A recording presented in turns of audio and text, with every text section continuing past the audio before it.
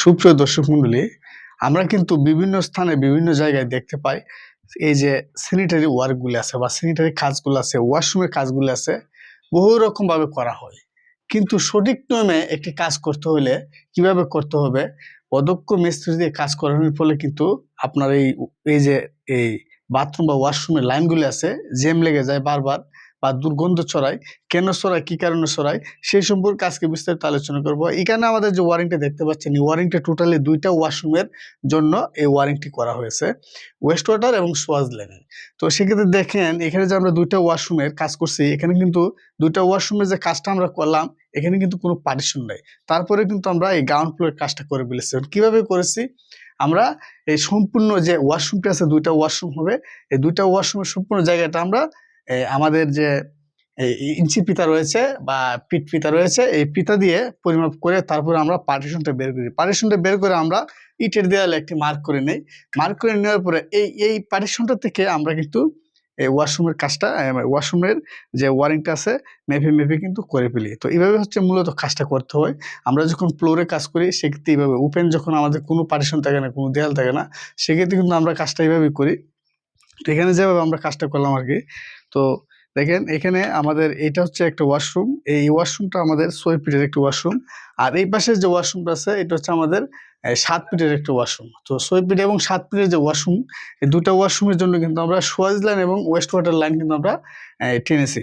সেক্ষেত্রে দেখেন, আমরা যে কাজটা করলাম, এখানে আমরা দুইটা ওয়াশরুমের কাজ করছি। এখানে কিন্তু আমরা চাইলে একটা টি ব্যবহার করে কিন্তু কাজ করতে পারতাম, কিন্তু আমরা এখানে একটা ওয়াইটি ব্যবহার করছি এবং এখানে দেখেন আমরা একটা ওয়াইটি ব্যবহার করছি। তো দুইটা ওয়াইটি কেন ব্যবহার করলাম, এবং এখান থেকে আমরা এই যে আমাদের মলটা কিন্তু সরাসরি চলে যাবে এদিকে সেফটি ট্যাঙ্কিতে, এবং ওয়েস্ট ওয়াটারের লাইনটাও কিন্তু আমরা যে দিয়েছি, পানিটাও কিন্তু চলে যাবে এদিকে সরাসরি।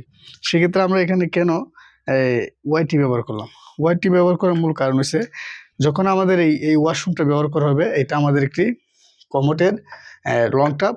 এটা থেকে যখন আমরা ওয়াশরুমে যখন ব্যবহার করা হবে, সেক্ষেত্রে কিন্তু আমরা যদি এখানে টি ব্যবহার করতাম, তাহলে কিন্তু আমাদের মলটা এদিকে যাওয়ার চান্স ছিল। এখন ওয়াইটি ব্যবহার করার কারণে আমাদের মলটা কিন্তু কখনোই এদিকে না গিয়ে সোজা বরাবর আমাদের সেফটি ট্যাঙ্কিতে চলে যাবে, এবং এটার মলটা কিন্তু এদিকে আর যাবে না, না গিয়ে কিন্তু এদিকে সোজা বরাবর চলে যাবে। তো এভাবে কাজটি করতে হয়। আর প্রত্যেকটা কাজ, আমি যখন বললাম আপনাদেরকে দুর্গন্ধ কেন ছড়ায়, এই যে আমরা প্রত্যেকটা মলের লাইনের জন্য এখানে লং ট্যাপ ব্যবহার করছি। এই যে লং ট্যাপ ব্যবহার করছি, এই যে দেখেন, এই যে লং ট্যাপগুলা ব্যবহার করা হয়েছে। এই লং ট্যাপগুলো ব্যবহার করার কারণে আমরা যখন ওয়াশরুমটা ব্যবহার করি, ওয়াশরুমটা ব্যবহার করার সময় কিন্তু আমাদের যে মলটা আছে, মলটা কিন্তু আমাদের এই পাইপগুলো দিয়ে চলে যায়। আর এখানে এটাতে জমাট থাকে আমাদের এতটুকু অবধি, কিন্তু জমাট থাকে আমাদের ওয়াটার, অর্থাৎ পানি। তো পানিটা এখানে জমাট থাকার ফলে আমাদের বাহির থেকে বা সেফটি ট্যাঙ্কি থেকে কোনো প্রকার কিন্তু এদিকে বায়ু বা গ্যাস উঠতে পারে না, পানিটা বেদ করে। যে জন্য এই লং ট্যাপগুলো ব্যবহার করতে হয়। আর এই লং ট্যাপগুলো ব্যবহার করলে কোনো প্রকার দুর্গন্ধ এই ওয়াশরুমে ছড়ায় না। আশা করি আপনারা বুঝতে পারছেন কেন দক্ষ মিস্ত্রি দিয়ে কাজ করবেন।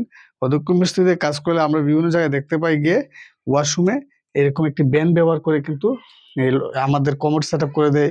তো এরকম একটি ব্যান দিয়ে যদি ওয়াশরুমে আপনার কমোড সেট আপ করে, তাহলে তো দুর্গন্ধ সারা জীবন ছড়াবে।